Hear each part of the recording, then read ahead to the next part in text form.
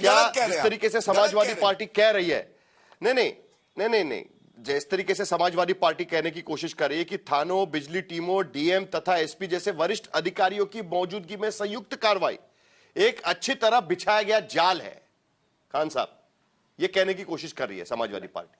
लेकिन अवैध निर्माण पर कार्रवाई क्या सचमुच में जाल है या टेम्पलेट की तरह आप उसको देखते हैं जो आरोप बार बार लगाया जाता है? नहीं, मैं आपको एक बात बता दूं कि इस्लाम में अवैध कब्जा करके मस्जिद बनाना हराम है, उस पर नमाज नहीं होती है।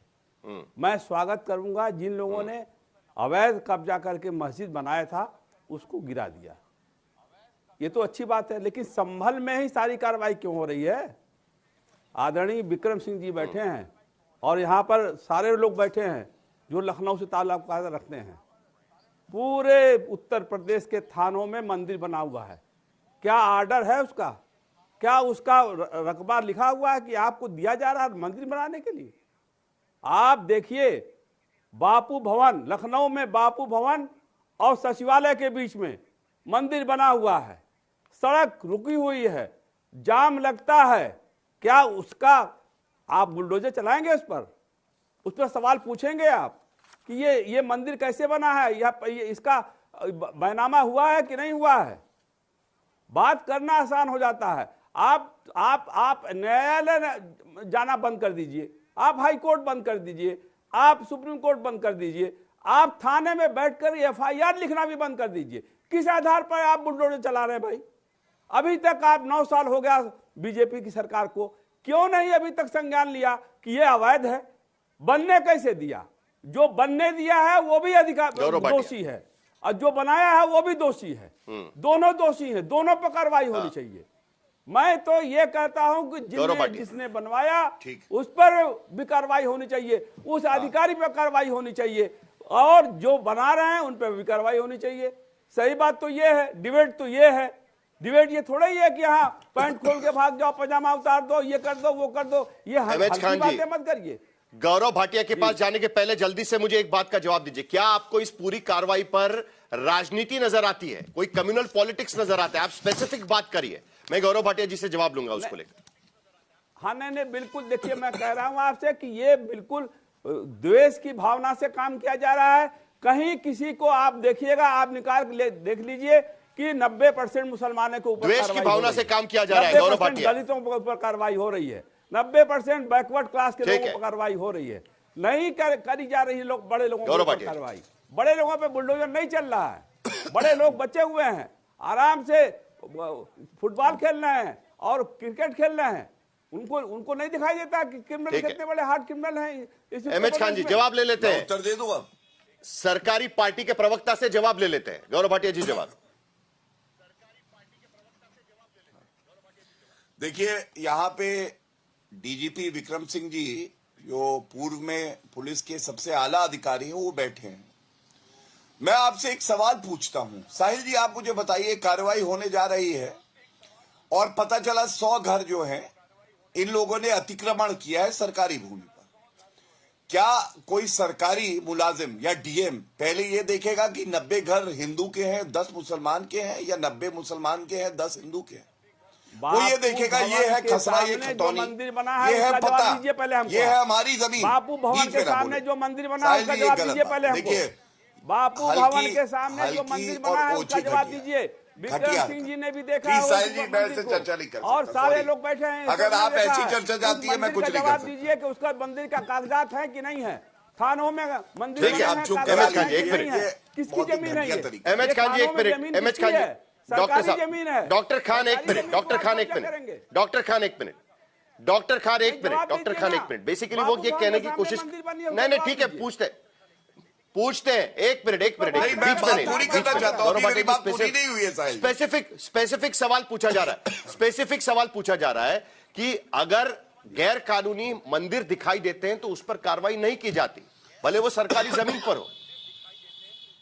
यही बात कहने की कोशिश की जा रही है गौरव भाटिया। अभी हाँ, मैं अब उत्तर दे दूं और मेरी विनती है साहिल जी, बीच में मैं किसी के नहीं बोल रहा, मेरे बीच में भी ना बोले।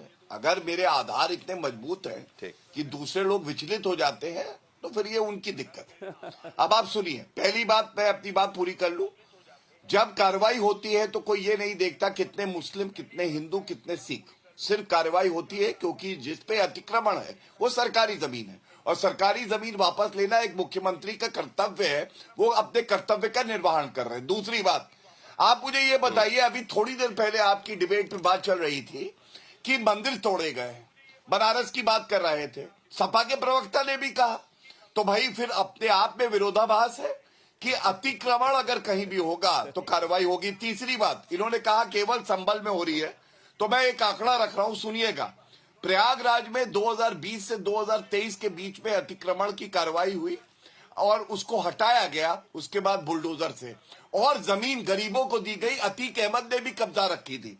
कानपुर में 2021 में, लखनऊ में 2022 से 2024 के बीच में, नोएडा, ग्रेटर नोएडा में तमाम भूमि ऐसी है जो नोएडा अथॉरिटी की थी और अतिक्रमण हटा के वापस दी गई।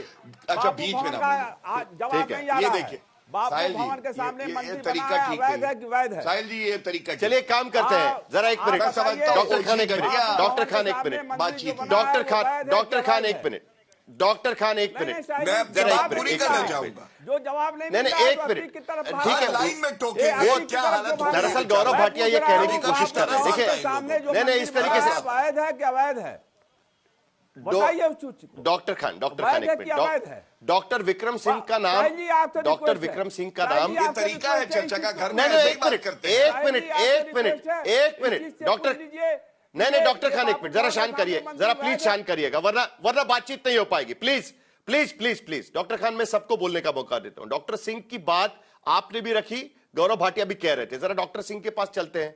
फॉर्मर डीजीपी रहे हैं, उन्होंने भी कई सारी कार्रवाइयां देखी होगी। मैंने कुछ आंकड़े विक्रम सिंह जी इस चर्चा के दौरान रखे थे। 40,000 अवैध निर्माण, धार्मिक स्थल, वो भी ऐसा नहीं है कि जनरल अवैध निर्माणों की बात हो रही है। धार्मिक स्थानों को हटाना कितना मुश्किल है, और जो बार बार आरोप यहां पर लगाने की कोशिश हो रही है कि विशिष्ट धर्म के धार्मिक स्थलों को ही हटाने की कोशिश हो रही है अवैध निर्माण के नाम पर, इस पे भी कितनी सच्चाई है? डॉक्टर खान ने भी कुछ नाम लिया हुआ है। जी साहिल जी, सभी विद्वान पैनलिस्ट को मेरा नमस्कार। मैं इसमें केवल यह कहना चाहूंगा, अतिक्रमण वो बदनुमा धब्बा है जो कि भ्रष्टाचार का प्रतीक है। और भ्रष्टाचार का प्रतीक इसलिए है, एम एच खान साहब की बात से मैं शुरू करूंगा। श्री एम एच खान साहब ने यह कहा था कि उन अफसरान के ऊपर कार्रवाई क्यों नहीं होती है। मैं सहमत हूं, बिना अफसरों और राजनेताओं की मिली भगत के ये संभव ही नहीं है। ये पाप की इमारत बनती ही तब है जब एक तरफ से राजनेता जेबें भरते हैं, दूसरी तरफ से अफसर जेबें भरते हैं। एनएन वोरा कमेटी का आप ध्यान करें, कभी कीजिएगा। एनएन वोरा कमेटी ने कहा था कि अफसर, अधिकारी और माफिया, इनकी मिली भगत से ये सब काम होते हैं। तो हम अगर गंभीर हो तो उस पर कार्रवाई कर ले, लेकिन हम करेंगे नहीं। एम एच खान साहब की दूसरी बात, एक रूपता रखनी चाहिए शासन प्रशासन को। एक तरफ कहीं पे निगाहें, कहीं पे निशाना, ये शोभा नहीं देता है जो दे। अब मैं बताऊं संभल के ऊपर, देखिए मैंने 36 साल पुलिस का नमक खाया है। जिसने हमारे थाने पर हमारे ऊपर हमला किया वो हमारे टारगेट में प्रथम सर्वोच्च प्राथमिकता पे रहता है। संभल में जिस तरीके से पुलिस और कमीशन पे आक्रमण हुआ, फॉरेन मेक वेपन से हुआ, फॉरेन मेक एमटीज मिले, तो मैं इसमें दोष नहीं देता, क्योंकि वहां पर जिस प्रकार की दुर्व्यवस्था थी और उसके बाद जो शासन प्रशासन पे हमला हुआ हमारे महिला पुलिसकर्मी के ऊपर, हमारे पुलिसकर्मियों के ऊपर, तो उसके बाद अगर प्राथमिकता के आधार पर कार्रवाई की जा रही है, धारा 67 यूपी रेवेन्यू कोड 2006 के अंतर्गत मुतवल्ली को नोटिस दी गई, तहसीलदार कोर्ट में मामला चला, मुतवल्ली कोई कागज पेश नहीं कर पाए, तो फिर डिमोलिशन तो होना ही होना है। लेकिन यह कह देना कि डिमोलिशन केवल एक ही वर्ग का हो रहा है, यह संभव नहीं है। आप जितने प्रवक्ता हैं, हमसे कहीं ज्यादा साधन संपन्न है, वो चाहे तो कोर्ट जा सकते हैं, लेकिन आज तक कोई कोर्ट गया नहीं कि शासन प्रशासन एक तरफा कार्य कर रहा है। और आखिरी बात, एक सेंटेंस, श्री एम एच कार्रवाई अवैध निर्माण को लेकर नहीं है जी, बोलिए बोलिए, आपकी बात खत्म करिए, मैं आता हूं आपके पास। बोलिए, आपकी बात खत्म करिए। तीखे सवालों का उत्तर मेरे पास नहीं है और मेरा उत्तर न देना ही उत्तर है। मैं समझता हूं सब समझ गए होंगे। डॉक्टर सिंह जी, उसके साथ साथ जब सरकारी अधिकारी वहां पर घोषणा देना शुरू करते हैं ना कि छत घर से जुदा हो जाएगा, हाँ, पिछली बार किसी ने घोषणा दी थी कि अगर आपको भुजिया खाना है तो सेवैया खानी है तो भुजिया भी खानी होगी, तो इसका भी तो असर कहीं ना कहीं होता है ना, इसलिए भी तो राजनीति होती है। साहिल जी, ये अत्यंत आपत्तिजनक है। मैं घोर आपत्ति है और ऐसे अधिकारियों को निलंबित करके उनके खिलाफ कार्रवाई होनी चाहिए। मुझे कुत्ता काट ले तो मैं कुत्ते को नहीं काटूंगा। ठीक है। अगर वहां कहीं पे किसी ने कह दिया सत्तन से जुदा, ये हमें मौका नहीं देता कि हम भी उसी भाषा शैली बोलने लगे। हम राजकीय कर्मचारी हैं, अनुशासन नियम से बंधे हैं, हमें बिल्कुल शोभा नहीं देता है। और जिन्होंने कहा है इस तरीके की बातें असह्यत, उनका निलंबन और डिपार्टमेंटल एक्शन होना चाहिए। इसी बात को लेकर निशा चौधरी जी, क्या पश्चिम उत्तर प्रदेश के भीतर जानबूझकर यह कार्रवाई की जा रही है, जिस तरीके से बार बार विपक्ष यहां पर आरोप लगा रहा है, एक नई राजनीति यहां पर देखने को मिल रही है? साहिल जी, ऐसा है, संभल में जो कार्रवाई हुई है, सबसे पहले तो आप देखिए वो कार्रवाई का निर्णय कोर्ट तक जाकर के हुआ है। कोर्ट में पहुंचे हैं, हाई कोर्ट ने डिसीजन दिया कि अवैध निर्माण था, उसके ऊपर कार्रवाई की गई।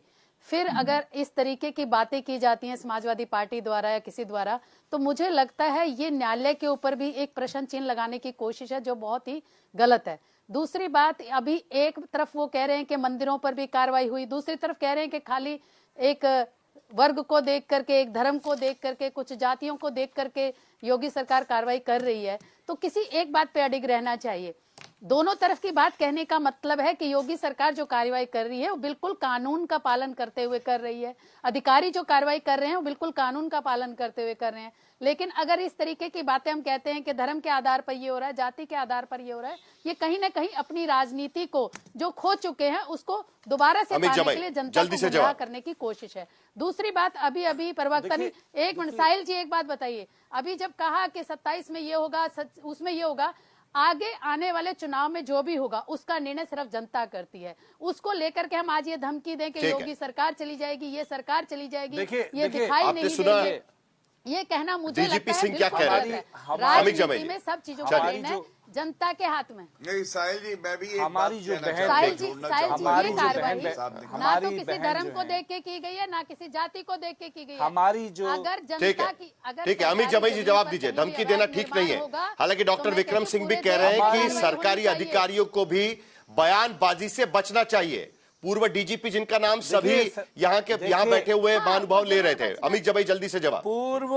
पूर्व डीजीपी साहब ने सबसे अच्छी बात ये कही है कि छत घर से जुदा वाले जो ये धीरेन्द्र कुमार तहसीलदार है, इस पे सबसे पहले उत्तर प्रदेश का शासन इमीडिएट कार्रवाई करके इसको सस्पेंड कर, नंबर 1। नंबर 2, अगर मेरा समय खत्म हो रहा है, जायज है या नाजायज है ये बता दिया जाए।